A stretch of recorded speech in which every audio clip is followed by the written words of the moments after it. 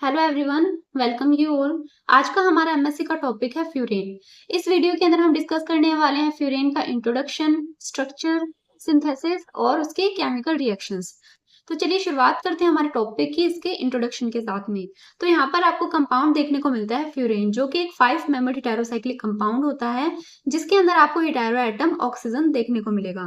और इसकी जो नेचर होती है वो एरोमेटिक होती है। और अगर हम बात करें इसकी स्मेल की, तो इसकी स्मेल होती है क्लोरोफॉर्म जैसी। तो ये बात आपको फ्यूरेन के बारे में पता लगी। अब हम इसकी स्ट्रक्चर देख लेते हैं। तो यहाँ पर ये आपको फ्यूरेन की स्ट्रक्चर दिखाई दे रही है, जो कि एक 5 मेंबर हेटेरोसाइक्लिक रिंग होती है, जिसके अंदर आपको 2 डबल बॉन्ड दिखाई देंगे।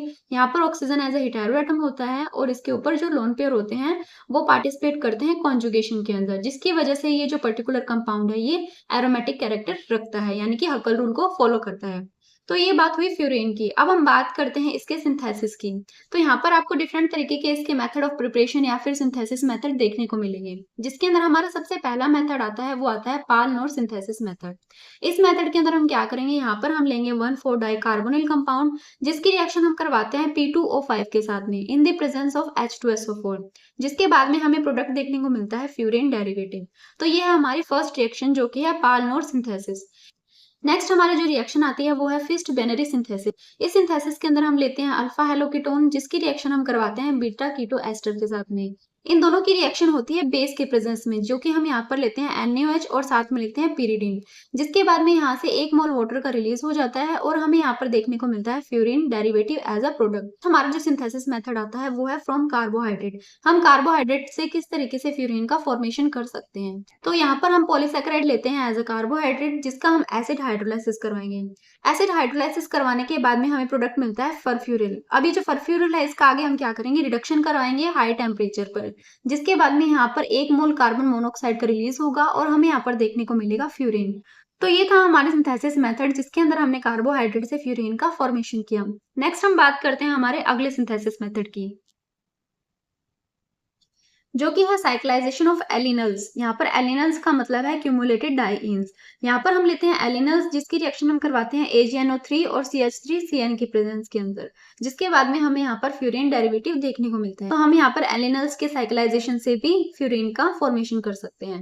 नेक्स्ट हम बात करते हैं हमारे अगले मेथड की, जो कि है फ्रॉम म्यूसिक एसिड। यहाँ पर हमने म्यूसिक एसिड लिया है, जिसका हम करवाते हैं ड्राई डिस्टिलेशन। ड्राई डिस्टिलेशन करवाने के बाद में यहाँ से 1 मोल कार्बन डाइऑक्साइड और 3 मोल वाटर के रिलीज हो जाते हैं, जिसके बाद में हमें यहाँ पर देखने को मिलता है फ्यूरोइक एसिड।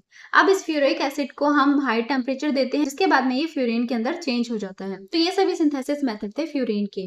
अब हम बात करते हैं इसकी केमिकल रिएक्शन की। तो सबसे पहली केमिकल रिएक्शन है वो है इलेक्ट्रोफिलिक एरोमेटिक सब्स्टिट्यूशन रिएक्शन। जो फ्यूरेन है वो इलेक्ट्रोफिलिक सब्स्टिट्यूशन रिएक्शन देता है, और ये जो सब्स्टिट्यूशन होता है वो सेकंड पोजीशन पर होता है। अब इसकी जो पोजीशन फाइंड करने के लिए मैंने यहाँ पर फ्यूरेन के ऊपर नंबरिंग लगा दी है, जिसके बाद में आपको इजीली पता लगेगा कि जो सेकंड पोजीशन है वो ये वाली है, यानी कि हमें जो इलेक्ट्रोफिलिक सब्स्टिट्यूशन देखने को मिलेगा वो इस पोजीशन पर देखने को मिलेगा। तो सबसे पहले हम देखते हैं नाइट्रेशन। जब हम नाइट्रेशन करवाते हैं तो हमें जो NO2 ग्रुप है वो सेकंड पोजीशन पर अटैच होता हुआ दिखाई देता है, क्योंकि हमें पता है जो फ्यूरेन है वो इलेक्ट्रोफिलिक सब्स्टिट्यूशन कहाँ पर शो करता है, वो शो करता है सेकंड पोजीशन पर। इसी तरीके से हम बात करें अगर सल्फोनेशन की, तो हमें यहाँ पर जो SO3H ग्रुप है वो यहाँ पर सेकंड पोजीशन पर अटैच होता हुआ दिखाई देता है। इसी तरीके से हेलोजिनेशन होगा, जो कि इस तरीके का कंपाउंड देगा। देन उसके बाद में हम करवाते हैं Friedel craft reactions. Friedel craft reactions के अंदर सबसे पहले जो रिएक्शन आएगी वो है इसकी एल्काइलेशन। जब हम एल्काइलेशन करवाते हैं तो हमारा जो एल्किल ग्रुप है वो यहाँ पर अटैच होता है, और इसी के साथ में जब हम एसाइलेशन करवाते हैं तो एसाइलेशन भी हमारा सेकंड पोजीशन पर देखने को मिलता है। तो इस तरीके का कंपाउंड आपको देखने को मिलेगा।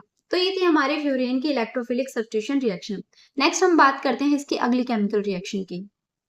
फ्यूरेन की जो अगली केमिकल रिएक्शन है वो है रिडक्शन। हम यहाँ पर क्या करेंगे, फ्यूरेन का रिडक्शन करवाएंगे हाइड्रोजन की प्रेजेंस के अंदर। साथ में हम लेंगे निकल और प्लेटिनम। इन रिएजेंट का यूज करते हुए जब हम फ्यूरेन का रिडक्शन करवाते हैं तो हमें देखने को मिलता है टेट्राहाइड्रोफ्यूरेन एज अ प्रोडक्ट। तो यहाँ पर हमें क्या मिला, रिडक्शन से हमें यहाँ पर मिलता है टेट्राहाइड्रोफ्यूरेन। नेक्स्ट हमारी जो रिएक्शन है वो है गाटरमान कोच रिएक्शन। इस रिएक्शन के अंदर हम फ्यूरेन की रिएक्शन करवाते हैं HCN और HCl के साथ में in the presence of SnCl4, और साथ में क्या लेंगे, हम H2 भी लेंगे। जिसके बाद में हमें यहाँ पर एज अ प्रोडक्ट देखने को मिलता है फरफ्यूरन।